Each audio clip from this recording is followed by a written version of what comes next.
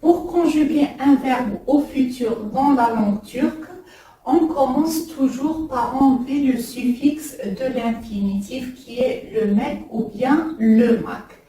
Ensuite, quand on enlève le suffixe de l'infinitif, la base verbale qui nous reste, on y rajoute le y si la base verbale se termine par une voyelle. Je répète, si notre base verbale se termine par une voyelle, donc on rajoute après un y. Ensuite, on rajoute ou bien ajak ou bien ejek. Alors, on rajoute ajak quand la dernière voyelle de la base verbale est une voyelle dure, c'est-à-dire qu'on va aller voir la première règle de l'harmonie vocalique des voyelles dures et des voyelles douces. Et on ajoute ejek si la dernière voyelle de notre base verbale est une voyelle douce. Maintenant, je pense que vous savez très bien quelles sont les voyelles dures et quelles sont les voyelles douces dans la langue turque. Et à la fin, on rajoute le suffixe de personne qui correspond à la première personne au singulier, la deuxième personne au singulier, etc. Donc, ici, je vous ai mis deux exemples. Le premier du verbe düşünmek, qui veut dire penser, et le deuxième, c'est yaşamak, qui veut dire vivre. On va commencer avec notre premier exemple du verbe düşünmek. Alors ici, quand on va enlever le suffixe de l'infinitif, notre base verbale devient düşün. Donc, puisque la dernière voyelle de notre base verbale est une voyelle douce, donc on va rajouter le ecek après. Donc, pour la première personne au singulier qui est ben düşüneceğim. Alors ici, comme vous le voyez, le K est devenu Gémeaux. Ici, le K est devenu Gémeaux. Donc, ben düşüneceğim. Alors, pour ce qui est du suffixe de personne, c'est le im. Ben düşüneceğim. Comme vous le voyez, le Gémeaux ne se prononce pas, il allonge. Ben düşüneceğim. Donc, on a rajouté le ecek et le K est devenu Gémeaux ici. Donc, pour la deuxième personne au singulier qui est le sen düşüneceksin. Alors ici, on a ajouté le ecek, le K reste le même. Sen düşüneceksin. Pour ce qui est du suffixe de personne, ici c'est le sin. Donc, sen düşüneceksin. O düşünecek. Ici, il n'y a pas de suffixe de personne ici. Biz düşüneceğiz. Ici aussi, le K est devenu Gémeaux. Il faut retenir cette règle. Il faut retenir ces petites terminaisons pour le futur. Donc, biz düşüneceğiz. Et dans une autre leçon, je vais vous montrer pourquoi le K devient Gémeaux. Ici, je veux juste que vous voyez comment on conjugue au futur et quelle terminaison il faut mettre. Et dans une autre leçon, je vais vous expliquer pourquoi dans certains cas, le K devient le Gémeaux. Donc, bis, pour la première personne au pluriel qui est le biz düşüneceğiz. Biz düşüneceğiz. Siz düşüneceksiniz. Alors ici, le suffixe de personne, c'est le siniz. Siz düşüneceksiniz. Et Onlar düşünecekler.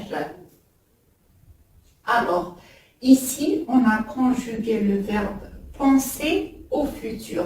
Pour ce qui est de la première personne au singulier, c'est ben düşüneceğim. Ici, on a choisi le ecek et pas le acak puisque la dernière voyelle de notre base verbale est une voyelle douce. Donc, maintenant, je pense que vous savez très bien quelles sont les voyelles dures et quelles sont les voyelles douces. On les a vues dans le cours sur l'harmonie vocalique. Vous pouvez aller le revoir. Donc, ben düşüneceğim, sen düşüneceksin, o düşünecek, biz düşüneceğiz, siz düşüneceksiniz et onlar düşünecekler. On passe maintenant à notre deuxième exemple qui est le verbe yaşamak. Alors ici, quand on va enlever le suffixe de l'infinitif, la base verbale est yaşa. Donc, quand vous le voyez, notre base verbale se termine par une voyelle. Donc, on va rajouter après la base verbale un Y. Pourquoi? Parce que notre base verbale s'est terminée par une voyelle, donc on rajoute le Y.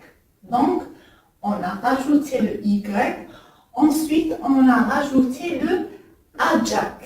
Ici, comme vous le voyez, pourquoi? Parce que la dernière voyelle de notre base verbale est une voyelle dure.